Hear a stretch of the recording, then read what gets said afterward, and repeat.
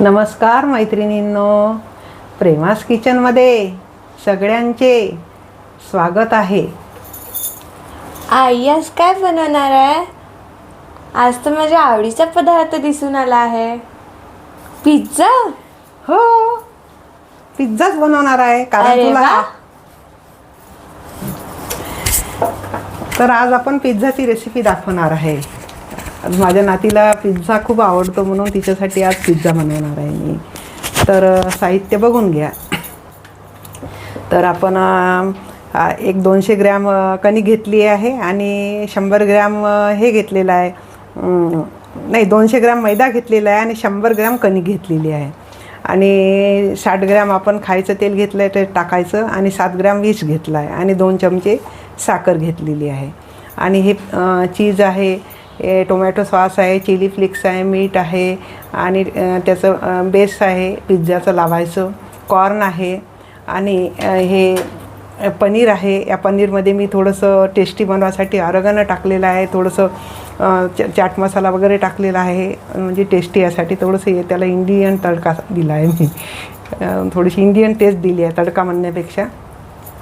आणि थोडं tomato sauce वगैरे टाकून हे केलेलं आहे त्या पिझ्झाच्या बेसवर लावासाठी. आणि आपण आता पिझ्झाचा बेस तयार करणार आहे. तर मग मी तुम्हाला हे शेवटी दाखवते भिजवताना. तर आपण पिझ्झाचा बेस हे मी भिजवलेला आहे आणि हे असं आहे.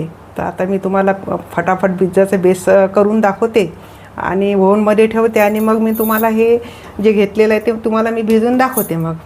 तर हे ईस्ट आणि हे मैदा आणि हे कणिक आणि हे तेल, तर हे सगळं हे नंतर करून दाखवते. तर आता आपण हे जे केलेलं आहे, मी जे तुम्हाला सांगितलं आहे याचं मेझरमेंट की 200 ग्रॅम मैदा आणि 100 ग्रॅम कणिक आणि त्याच्यामध्ये 7 ग्रॅम ईस्ट आणि 2 चमचे साखर आणि 60 ग्रॅम त्याच्यामध्ये ऑइल टाकलेलं आहे आपण, असं करून ते भिजवलेलं आहे.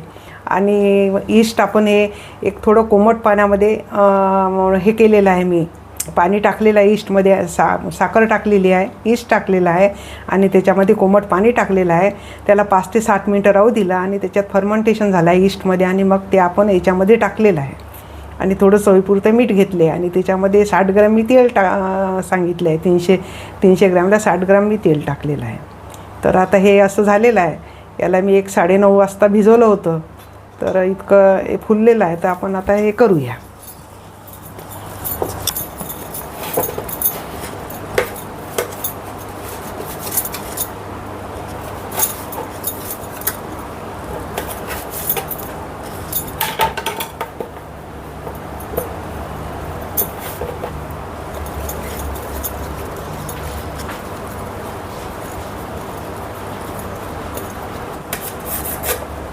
त्याचा आपण आता हा बेस तयार करत आहोत.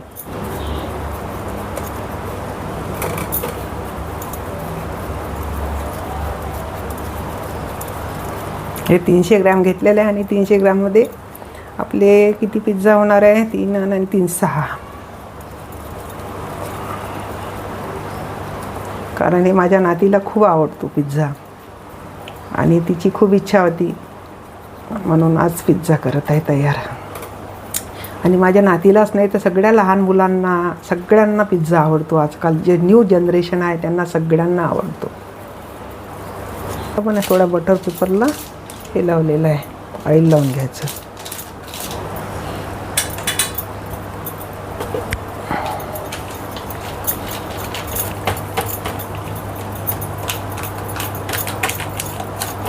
पण आता हे बेस तयार केलेला आहे आणि हा फुगला नाही पाहिजे म्हणून याला असं हे फोपणं करून घ्यायचं. हे ते आतमध्येच करायचं आहे, इकडे नाही केलं तर चालते बस.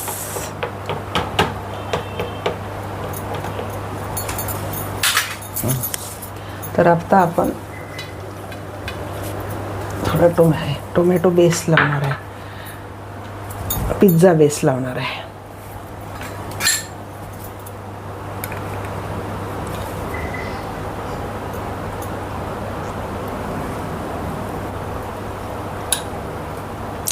याला 12 मिनटं वगैरे ओव्हनमध्ये लागेल आणि आपण हे ओव्हनमध्येच हे करणार आहे, 180च्या याच्यावर करणार आहे त्याला एक 12 मिनटात होऊन जाईन आहे. आणि सगळ्या लहान मुलांना चीज खूप आवडते. आपण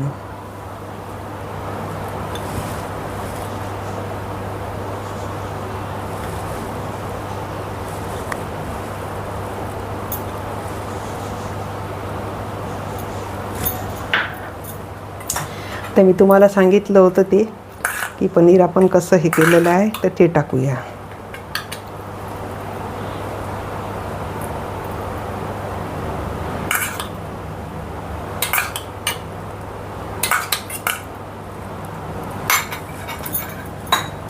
थोडे कॉर्न,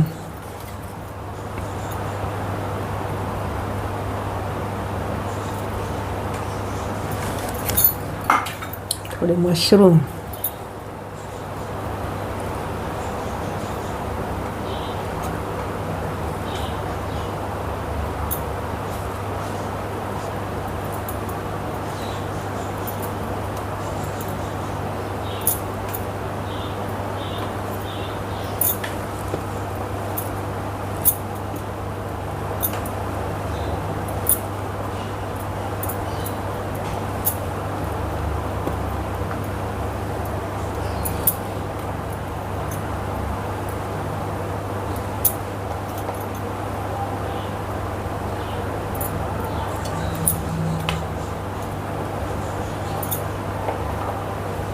थोडं आणखी चीज,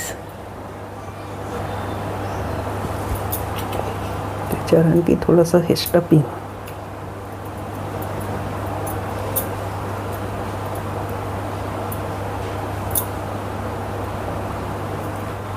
थोडी मिरपूड,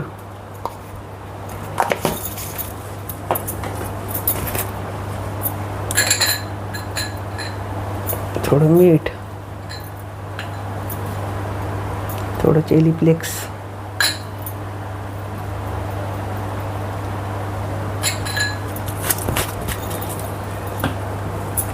आणि हे आता आपलं ओव्हनमध्ये ठेवूया.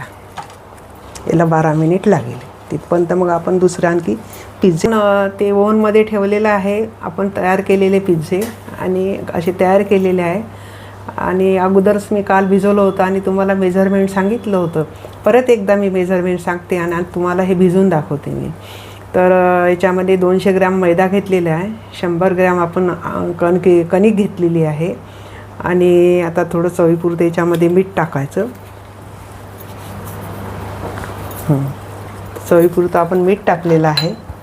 त्यानंतर याच्यामध्ये 7 ग्रॅम हे ईस्ट आहे, ईस्ट टाकलेलं आहे याच्यामध्ये. आणि याच्यामध्ये 2 चम्मच साखर टाकलेली आहे. आणि आता याच्यामध्ये पाणी टाकूया आणि याला आता झाकून ठेवूया एक 5 ते 7 मिनिटपर्यंत. असं याच्यामध्ये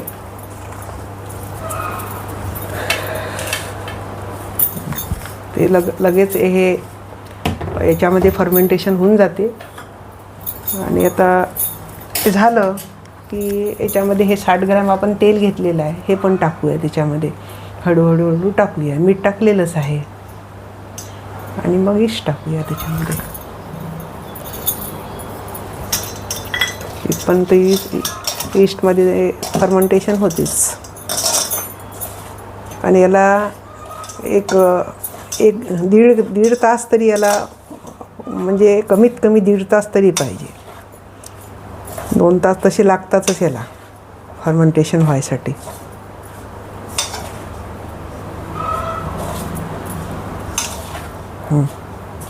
तर आपलं हे फर्मेंटेशन ईस्टचं झालेलं आहे. आपण ईस्ट 7 ग्रॅम घेतलं होतं, 2 चम्मच साखर घेतली होती आणि कोमट पाणी घेतलं होतं. याला 5 ते 7 मिनिट ठेवलं आपण आणि याचं असं फर्मेंटेशन झालं आहे. याच्यामध्ये 300 ग्रॅम घेतलं आहे दोन्ही मिळून. 200 ग्रॅम मैदा, या 100 ग्रॅम आपलं आटा आणि थोडं मीठ टाकलं आहे आणि 60 ग्रॅम तेल टाकलेलं आहे. आता याच्यामध्ये हे टाकून भिजवूया.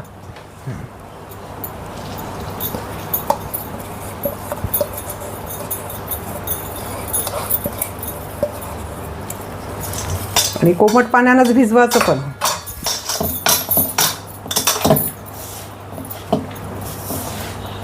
आपण पुरीला जसा आटा लावतो ना तसा आटा लावायचा आणि मग त्याला थोडंसं आपटून वगैरे नरम करायचा.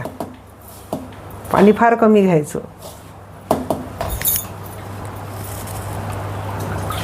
पाणी आपण कोमट घेतलेलं आहे, थंड घेतलेलं नाही आहे.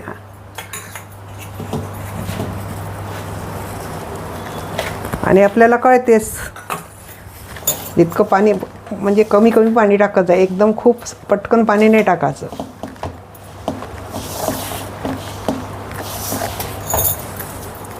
याला 2 तास चांगलं म्हणजे गरम याच्यामध्ये ठेवून द्यायचं, चांगलं उबदार जागेमध्ये, म्हणजे लवकर त्याच्यामध्ये फर्मेंटेशन होते.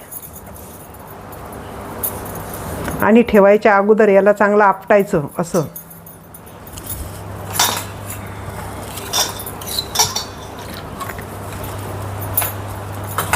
मी तुम्हाला दाखवणारच आहे.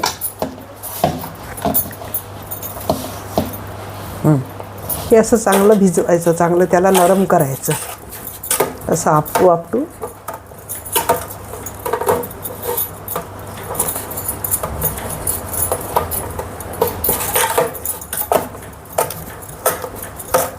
थोडं वरून तेल टाकायचं.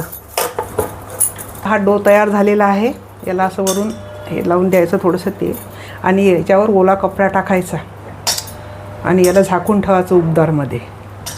जर हिवाळ्याचे दिवस असले तर त्याच्यावर थोडंसं गरम असं काही लपटून द्यायचं, म्हणजे मग लवकर त्याच्यामध्ये फर्मेंटेशन होते.